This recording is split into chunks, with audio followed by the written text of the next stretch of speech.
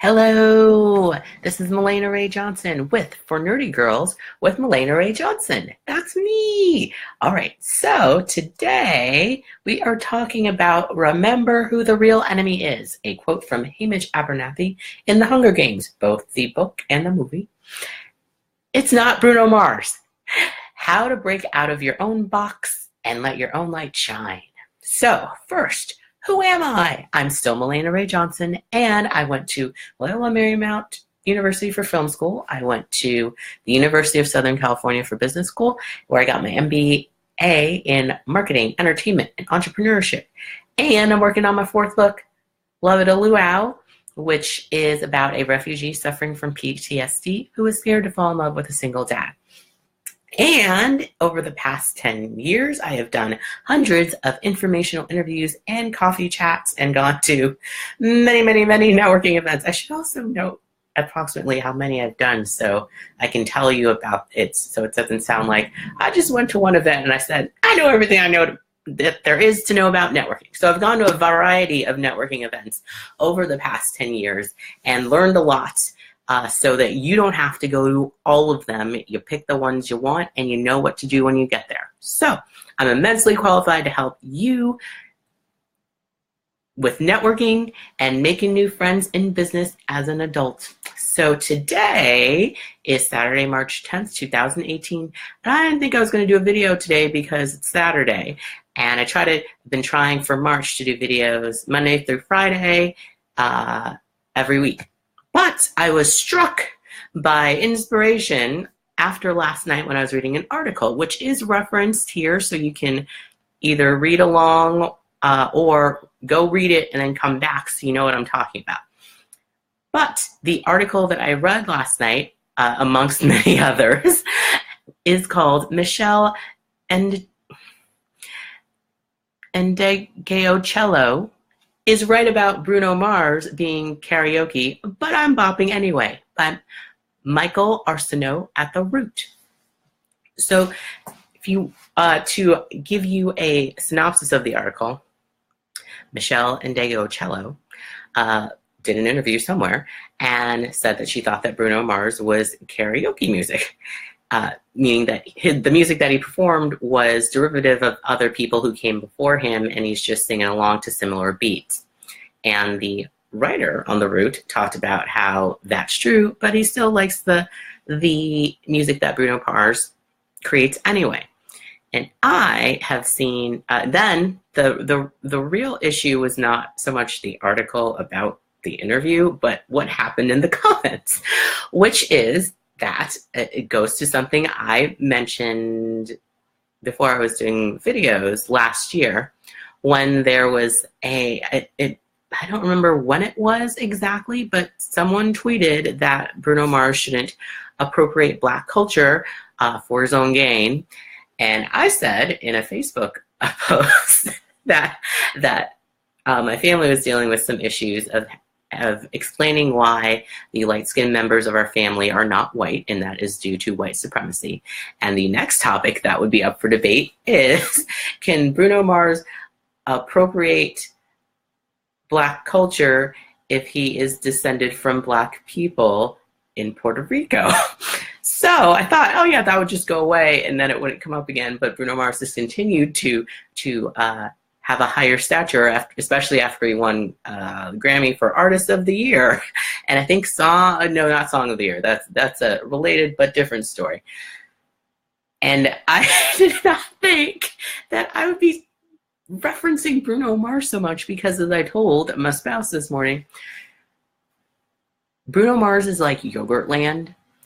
It's very appealing to children and people seem to like it, but it's not something I have a huge opinion about because they haven't done anything super bad so far and they haven't done anything super great. I mean, they're providing a service that people seem to enjoy, but not something that I'm particularly drawn to. And they haven't really made any particularly bold statements about how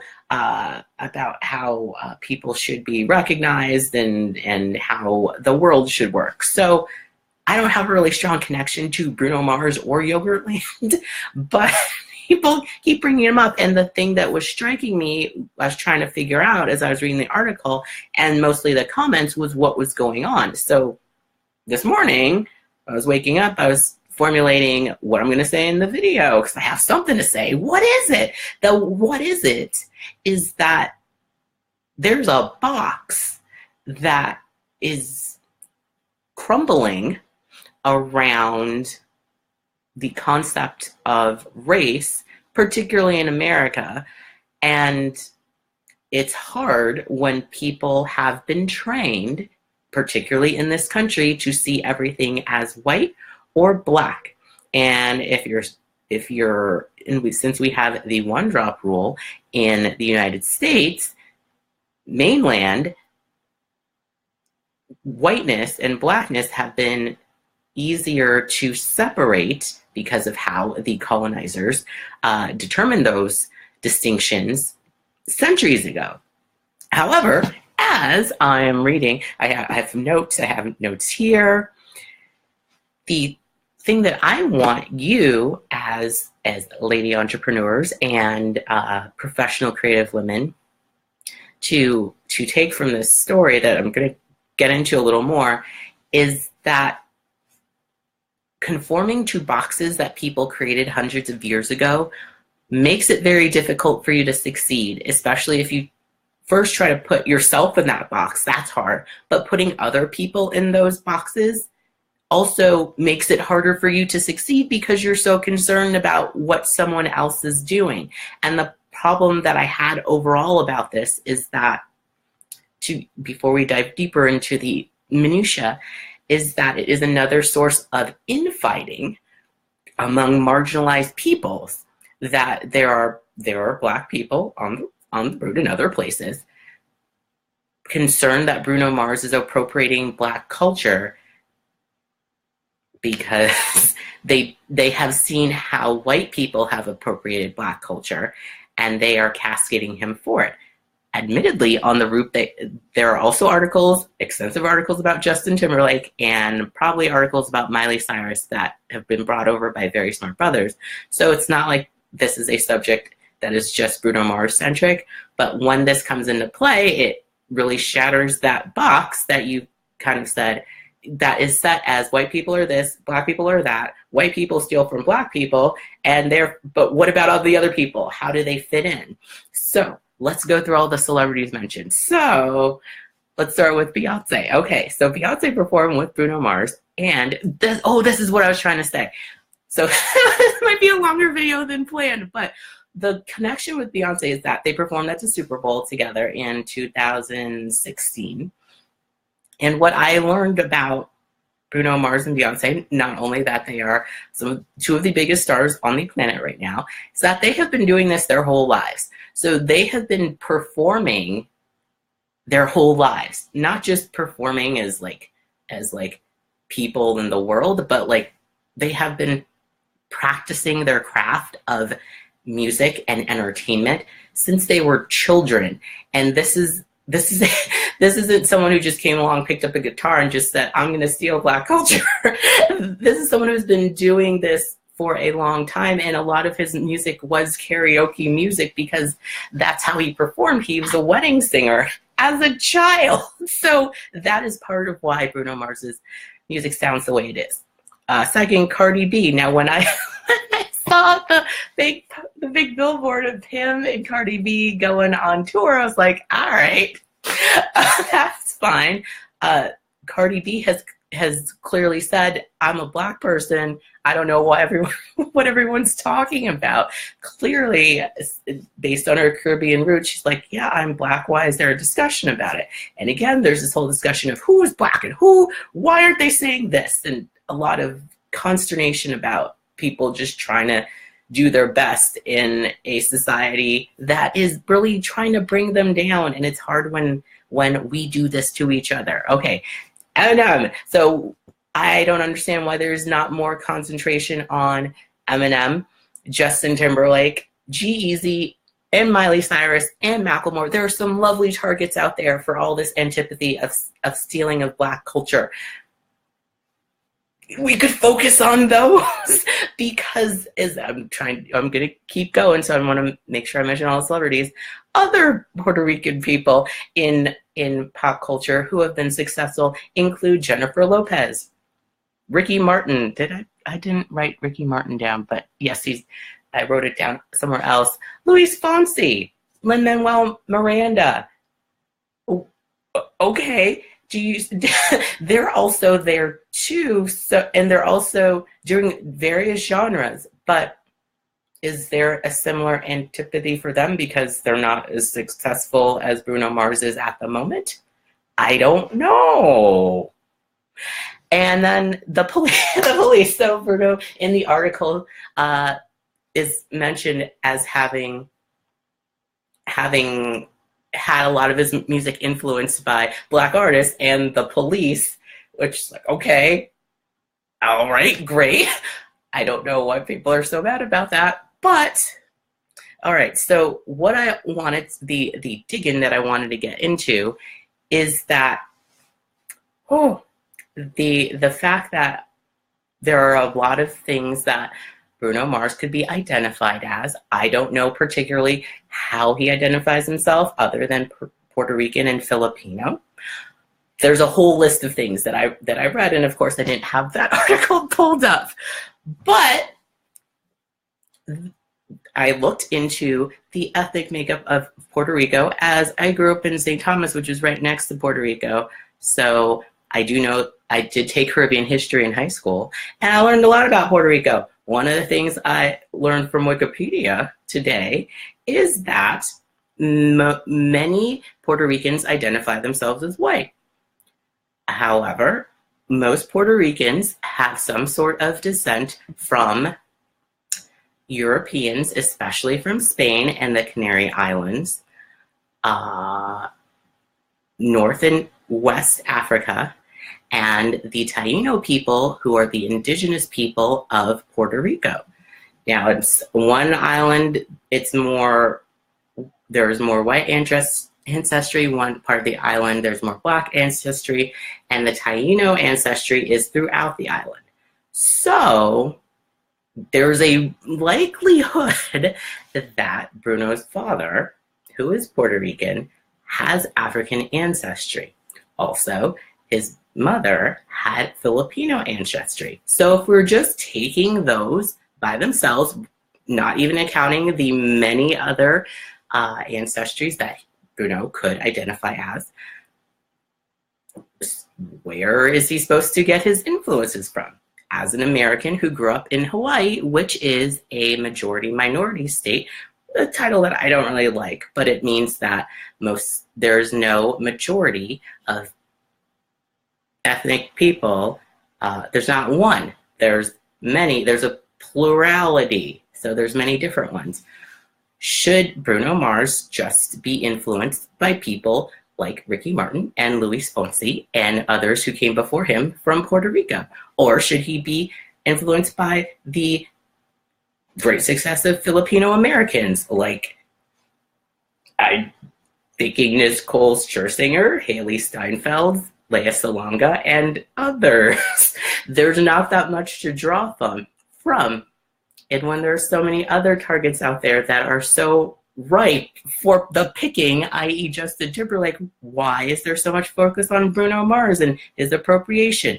Why isn't someone saying, hey, this may be a little different than a white person stealing black music, because it's kind of hard to draw from your background if your background isn't really represented. And there aren't many people who identify as multiracial people who have succeeded in the same way as Bruno Mars has to this point. I mean, he could look to The Rock and be like, I'm going to make some movies. You're multiracial too, right? I mean, he could do that, but what I'm trying to convey, the other thing is that in Puerto Rico, the history of Puerto Rico includes the opposite of the one drop rule, which is that if you have one European ancestor, you could consider yourself white regardless of the rest of your ancestry. So that also deteriorates the box that people are put in. I'm also saying, again, I don't know that much about Bruno Mars. I had to do all this research to figure out what the deal was. And I think this may, I think for some people, it may dissipate if Bruno Mars just said, yeah, I'm black, and people wouldn't have anything to say. I don't think he needs to say that.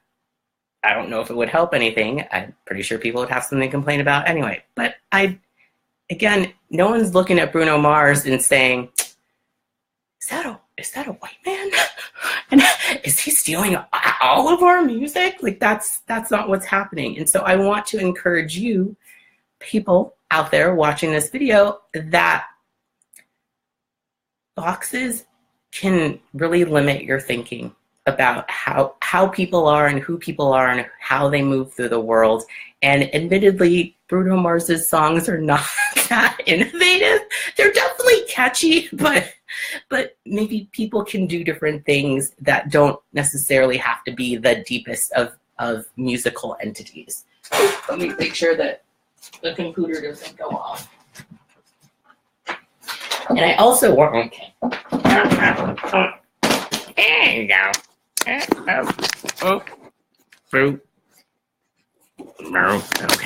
I also want you all to think of ways that you put yourselves in boxes. What are some things that you think you can't do because of whatever reason? Now, if you're a white person watching this, I don't want you to start adopting black culture and saying, this is what I'm going to do. What I'm saying is other ways that you limit yourselves by what you think other people think of you and how you see other people. So I'll give you a separate example that has nothing to do with Bruno Mars. It's a personal example about this, very meta. Okay. So I haven't been really successful as an entrepreneur. I've been a serial entrepreneur, like the Hershey man who had to fail so many times before he got Hershey chocolate, or Colonel Sanders, who kept going around trying to sell his chicken and nobody wanted it, and then finally he made Kentucky Fried Chicken, or the either Mark Cuban or Richard Branson sold Christmas trees, amongst other things, before they became successful billionaires in their businesses. So I'm on that path of failing, but I still haven't succeeded. The thing that I'm really good at is connecting with people to figure out the information and learn what I need to do to get what I want. Sometimes it's hard to quantify that as, and then you'll get this money, because that's not always what happens, but it has provided lots of opportunities. So there are definitely times when I think to myself, well, who am I to tell people how to network, because it hasn't made me any money yet? But there are other things that it has brought me that I like to tell my friends about. I love the fact that a year ago at this time, I wasn't in the same types of Facebook groups that I am now. And that has really brought me opportunities for speaking to people, for making guest blogs, for being on podcasts, for engaging with people in countries that I've still never been to, including Algeria and, okay, well, I guess I have been to some, India too. I have not been to India yet, and I've engaged with people from those countries as well as others. And the opportunities that networking can provide aren't always quantifiable for me yet, but I still want to let you all know about what the concept of coffee chats are, or what informational interviews involve, or how to send a thank you note after a coffee chat, or how to write an email to get that coffee chat from that person that you'd like, or how to get information from people that you don't know but you really would like to learn from. Those are things that I can share with you, but there's still the box inside me that says, but how much money did you make from it? For the most part, zero. That there are other ways that I have that I can't quantify yet, but I don't necessarily need to. But since there isn't a dollar value attached to it, I put myself in that box of, well, you're a failure at entrepreneurship, so who are you to talk to people? So I have to continuously tell myself I failed at one part, but I'm really successful, and an expert in another part that people value. So that's one way I put myself in the box and have to continuously climb out of the box all the time. So I want you to think about this, and you can leave me comments and email me at fornerdygirls@gmail.com. How do you put yourself in a box? And do you know Bruno Mars? If you, for either of those questions, leave me a comment if you're on Facebook.